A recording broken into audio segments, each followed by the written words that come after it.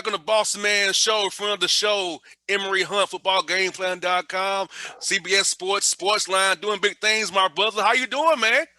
I'm doing fine, man. As always, I appreciate you having me on. Anytime, brother. Well, man, let's start off with the Falcons here, man. News is saying we got to hire Arthur Smith to be our head coach, with Terry Fontenot's the GM. So, looking at the Falcons cap situation, our roster, do we really fit what Arthur does best, or do you feel like we'll have to really have go to a retooling or rebuilding to get the Falcons back on track here going forward in the NFC South there?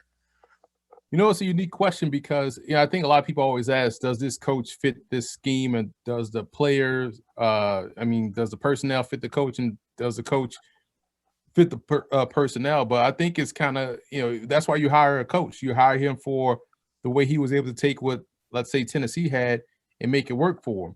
And so you expect him to take what Atlanta has and make it work for them.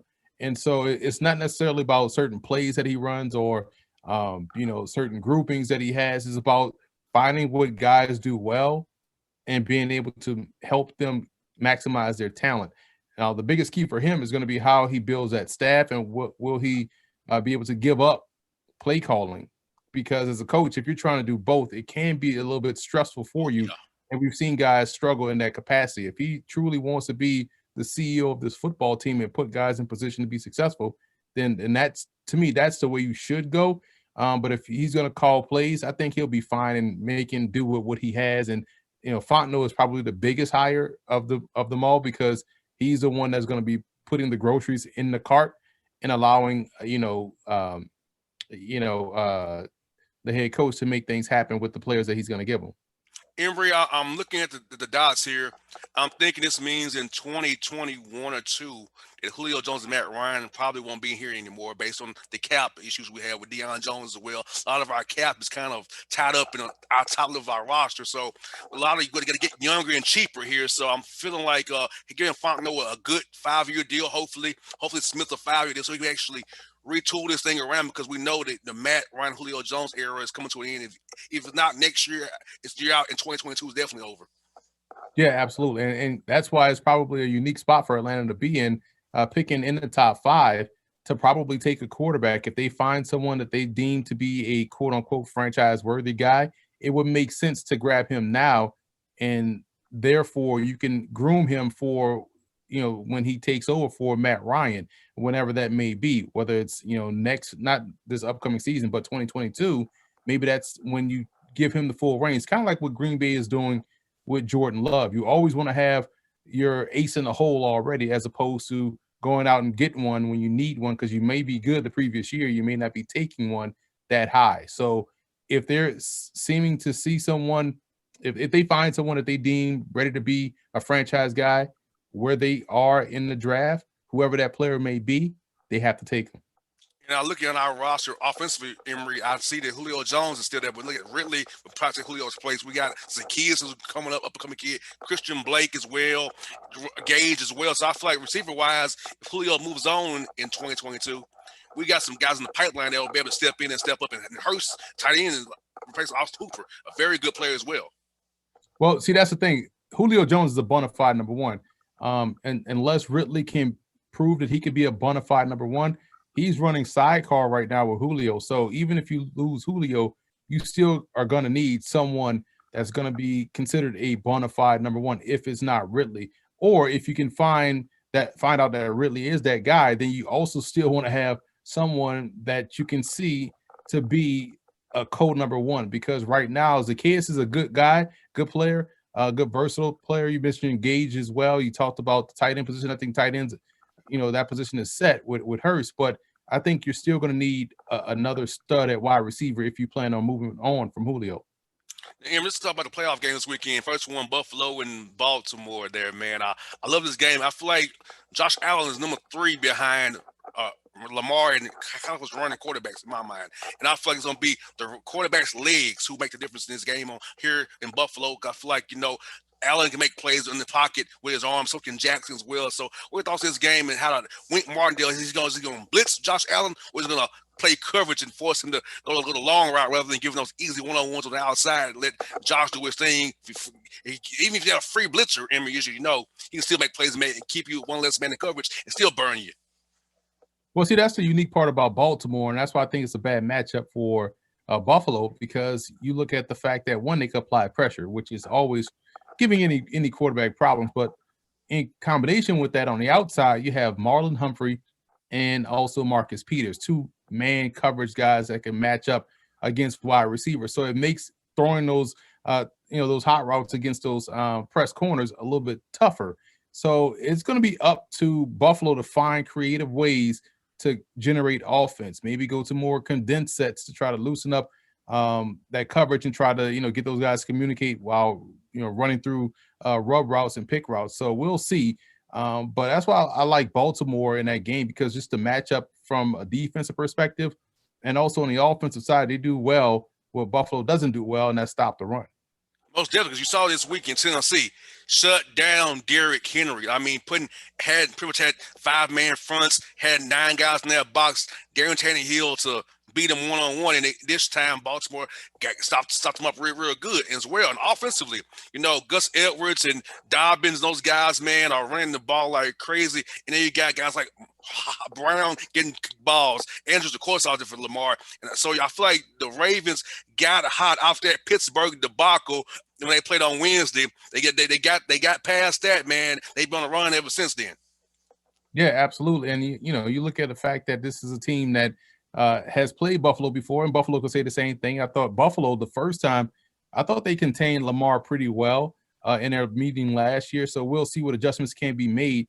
But with the weather being what it's going to be, and again, snow, rain, yeah, it can affect each opponent. But you want to see how Buffalo stops the run and how they're able to supersede that pressure they're going to see from Baltimore. The Emory going to Green Bay and the Rams. Jared Goff coming off that thumb injury, played good in Seattle, got the win up for those guys. But I like the defenses, man. I feel like Donald can wreak havoc on the Packers, but we have Ramsey to kind of take out Adams. So that means Scantling, Tunney, and those guys, and Aaron Jones and Jamal Williams have to really produce because Ramsey's gonna go with Devontae, but Aaron Rodgers is a great quarterback. He can get him on a down. Even his coverage still open for Aaron Rodgers. So other matchup, I feel like the Rams defense is gonna have to win this game for the Rams because I don't trust Goff in the offense right now for the Rams because as we know, McVay's run his outside zone schemes, 11 personnel. We know what's going to be for the most part, right? So I feel like it's all about the Rams defense to win this game for those guys. They're gonna do it. Yeah, I agree with you. The Rams defense is the matchup here. They have an elite defensive tackle, elite corner, a borderline elite safety in John Johnson III. Williams on the other corner has proven to be a ball hawk. So they got some dudes in the secondary to match up against those spread sets. Can they stop the run is going to be the key. And we know Donald is a disruptive player up front within the run game as well as what he can do is rushing the passer. So what can Green Bay offense do? And on the other side of the ball, can their defense take advantage of opportunities? Because we talked about condensed sets earlier. You look at what the Rams do. That's how they live. That's how they operate. That outside zone play coming off that wide receivers running across the field, going every which way. But they do have some good communicators on the back end with Jaire Alexander. Darnell Savage, I think, is going to be a huge X factor in this game. And so as much as we talk about the Rams defense being key, I think the Packers defense will be key as well. Because if they can get pressure, they have guys on the back end, just like the Rams do, that can take the ball away. Most definitely, and then I look forward to seeing how Mike Pettin does it against McVay, because excuse me, sorry, as you know, LaFleur came from the McVay tree, so it's pretty much the same offense you see in practice every day when you're playing Sean McVay, when you're going against LaFleur in practice every day. Yeah, absolutely, and that's going to be the biggest matchup. Is more coaching, but at the end of the day, you do have the best quarterback on your team if you're Matt LaFleur, and that's Aaron Rodgers. Most definitely. Let's go to KC and Cleveland. Now, Emory, this is the question I have for you, man. If you're the Browns, do you play ball control with Kareem Hunt and Chubb and kill the clock and limit Mahomes' possessions, or do you go for it and be a gunslinger and get in a shootout with those guys? Because Baker has been playing well, man. He's been on fire. Stefanski surprised me with how good he's been this year because I thought his offense in Minnesota was wasn't that good in my opinion. But this year I saw him develop as a play caller. What he's doing with Hollywood Higgins, those guys, Jarvis, and losing Odell, man, they still getting. I got Hooper from the Falcons now with the Browns. I see what they're doing, but Mahomes is amazing. And the Reed with 2 weeks off is amazing. Being and those guys. So if Spads can hit you with some blitzes, in KC can stop the run when they want to and beat you in coverage as well. So it's gonna be an interesting game. But so for instance, Cleveland, do you ball control it or do you go for it? I think you have to play your game. And right now, their game is ball control and play action and boots and waggles with Baker Mayfield. They have to be able to go out there and do what got them there. And that's, the run game, that's their play action passing, that's opportunistic defense. You hope that their defense is healthier now than it was last week against Pittsburgh with guys coming back off COVID.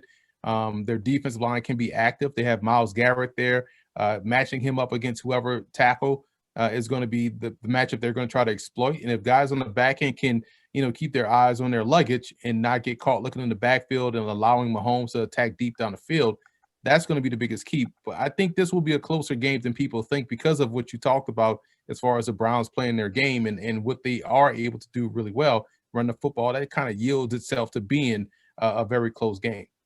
Yeah, and I love how Kansas City one of those transcontinentals with Hill and Watkins. I mean, I love their deep passing game. Is that transcontinental off around over the whole field, man? It's amazing to watch on film all 22, man.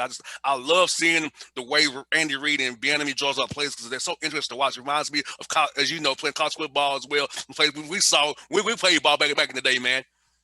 Right, exactly. And it's when you have the amount of playmakers that they have, you talk about elite talents. It's not like a bona fide number one and everybody else is really threes and fours. You talk about Sammy Watkins, Tyreek Hill, Travis Kelsey. Those are guys that are elite at their position and they're game breakers. And, you add the fact that Mahomes is a game breaker. That's just tough for any defense. Normally, you have one good corner and two other corners that are solid, but Kansas City forces you to have three good corners. Otherwise, it could be a problem. Most definitely. Last one of the week, man, is the NFC South battle with Breeze and Brady again, man. I, New Orleans has handled Tampa both times this year. I do feel like Tampa is getting into a groove now, but I feel like Sean Payton knows Arians what he wants to do, and I feel like Dennis Allen has a plan for that. Now they're having Antonio Brown more involved now with him out there more and more, get him in more nickel there. But I still feel like in the Superdome, it's Drew Brees' birthday week. Today's his birthday. I feel like the Saints are gonna get the job done. It's based on scheme wise and how I feel like New Orleans has a date with Green Bay coming up in a week or so there.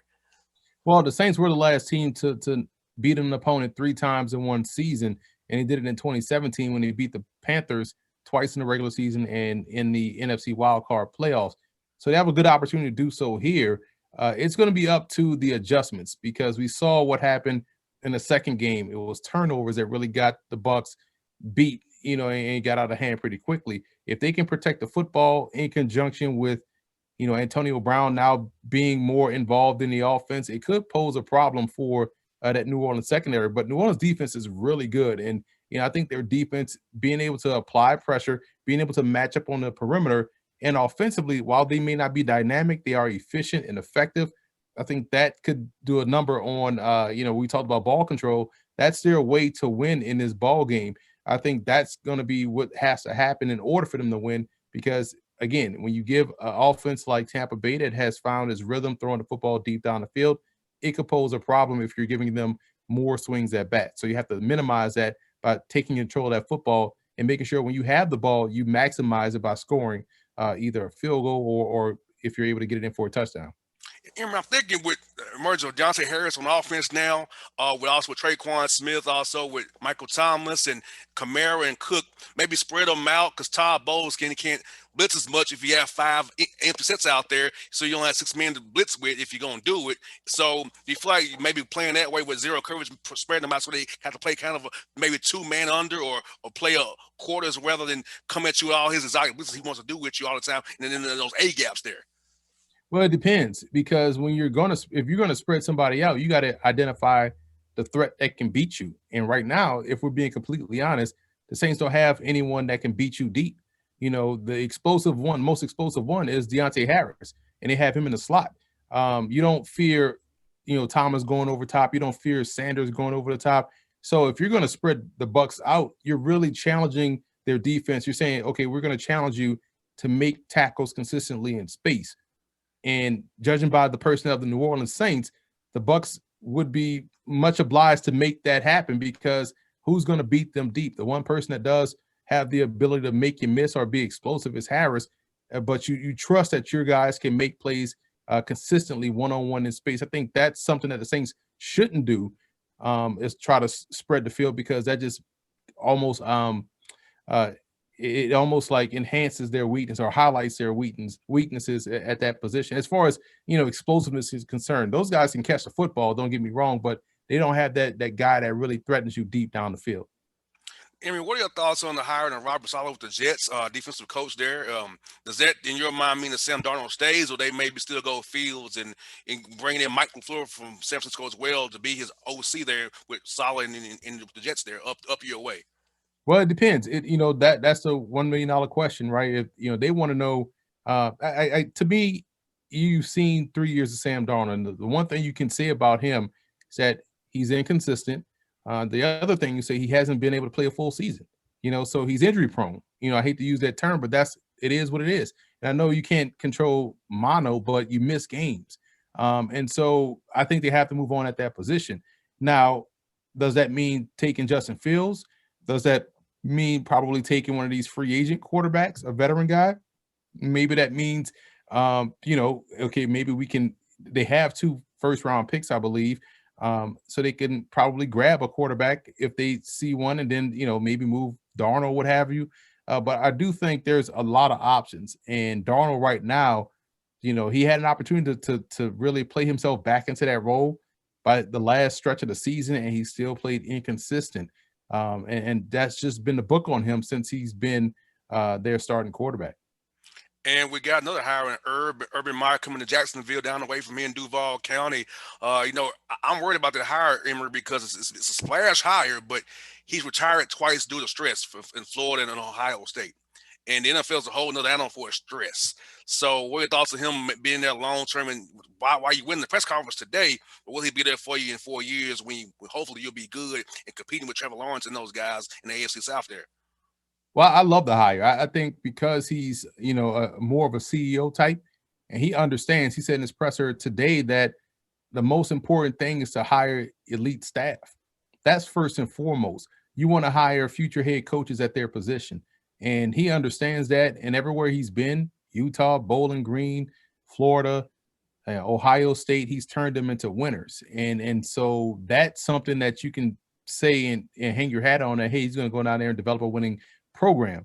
And he understands that, he doesn't have to be the play caller. We get so enamored with guys. Did he call plays? Is he the play caller? All coaches can call plays. All coaches understand offense and defense and putting guys in position. But can you be able to lead, delegate, and plan things out and have a set mission and philosophy in place? That's Urban Meyer's MO. Plus, he has the 2 first-round picks, 2 second-round picks, all that cap space. And the Jaguars are not a bad football team from a talent perspective. The cupboard is not bare there in Jacksonville. So I think he's going to hit the ground running pretty quickly.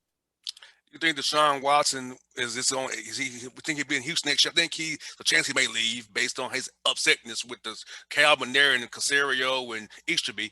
What are your thoughts on the whole Texans drama right now? It was hard to get a gauge on emotional, takes, right? And so what's happening right now is all emotion. Once the emotion sets and realism sets in, and people get clearer heads and not emotional ones, then we could probably better gauge on what's going to happen. But as of right now, I can't even give you a definitive answer because it's just such an emotional time right now to say one way or the other.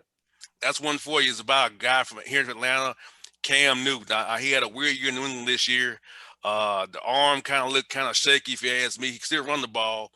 What's your see for his future going forward? I know we'll probably won't be in New England. Probably most not likely he'll be moving on, but per report. So, what thoughts on Cam Newton, his future as a quarterback in the league?